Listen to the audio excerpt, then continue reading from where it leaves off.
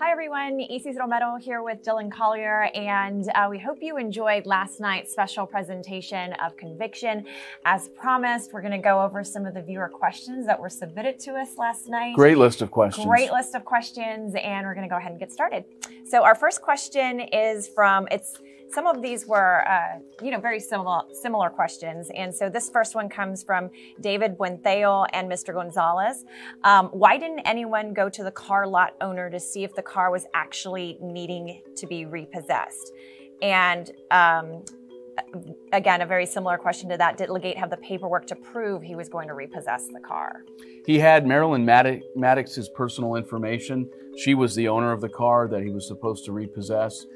So all indications, at least from the evidence that was collected by the police department and then presented at trials, that he actually was working as someone who repossessed cars for Ali Khalil and had been trying to find Marilyn Maddox up until the shooting of Eddie Garcia. And Ali Khalil did testify at trial that he did indeed sell the car to Miss Maddox and that he did indeed tell Mr. Legate to go repossess the car. So that was part of the testimony. You know, editorially, you make a decision when we're putting the documentary together what information to include and what not to include, but that was a part of the testimony that, yes, he was there to repossess the car. And Legate had given indications that he knew from prior conversations with Marilyn Maddox that she had worked as a home health care nurse, and that was his reason for being at that home health care facility where Mr. Garcia was. Yeah, and he never testified at trial, too, so he never got his story out there. This was really the first time anybody's hearing from him. So thank you again for those questions.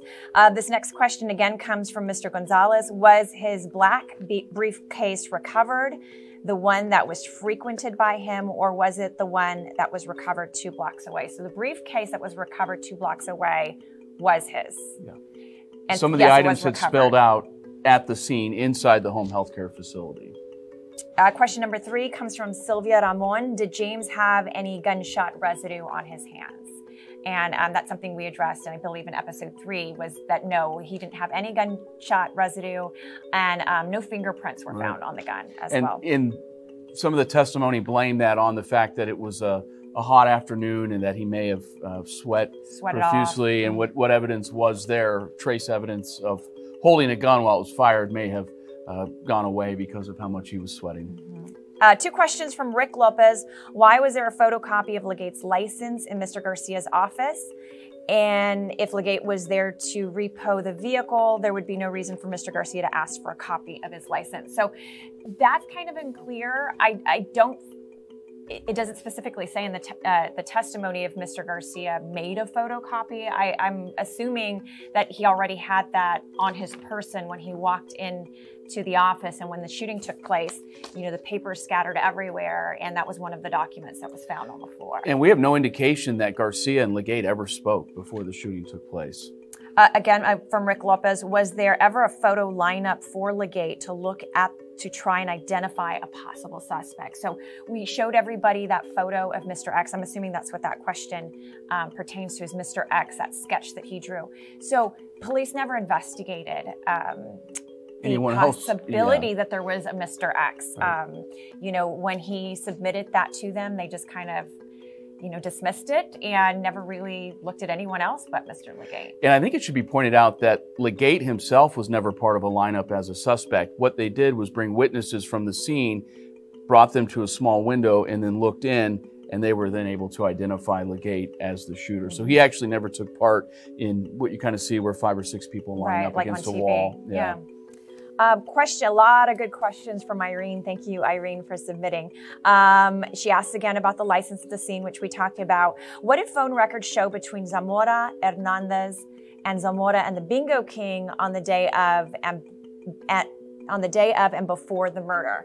So there were some call logs. The day of the murder, there were multiple calls made between Zamora and Hernandez. I don't have the exact number, but they were. I remember seeing the logs, and I want to say it was between 20 and 30 calls, including right around the time of the shooting. And there were also some calls between Zamora, Hernandez, and Legate, but that was just few in number. I want to say under a handful on the day of the murder. It's unknown between Zamora and Mr. Garcia, though, the day of the murder. Where is Juan Hernandez? As you'll see at the end of episode 5, We don't know. We had a phone number for him that we tried to reach out to him at, and as you'll see, we crossed the country, going to St. Louis and looking for him at multiple places, and we're unable to find him. My best guess from trying to track him down for several months, I think he spends part of the year in Missouri, outside of St. Louis, and I think he spends part of the year back here in our area near Nixon. Yeah. But he's a person who clearly does not want to be found. Yes. And again, from Irene, where is the trail of what he was paid for this assumed hit he did? As you'll see addressed in the documentary, they don't know if he was ever paid. There's no documentation or any evidence to suggest that Mr. Legate was paid for this alleged hit. Yeah, the only real evidence pertaining to the hit was how the weapon ended up in his possession. This next question comes from Victor Quintanilla, and it's actually also, somebody else also submitted a similar question, but it's about the fingerprints. As you'll see in episode 5, we find out that Juan Hernandez wasn't who he said he was. And so the big question is, why didn't police fingerprint him? Or why didn't the fingerprints match up? And the only conclusion that we can come to, of course, that San Antonio Police Department declined our request for a second interview, was that they didn't do fingerprints. They didn't. They interviewed Hernandez and used his social security number, date of birth, and address as identifiers instead of going that extra step and actually using a fingerprint, which, as Mr. Quintanilla pointed out, would have shown that he was not who he said he was. Yeah.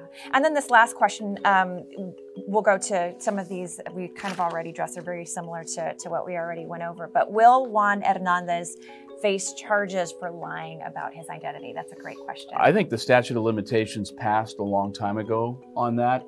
I think they certainly need to try and find him, though, and ask him some questions and sort of confirm what our documentary did confirm. I think the police need to go and do that now. Yeah, absolutely. Again, we want to thank everybody so much for submitting your questions to us.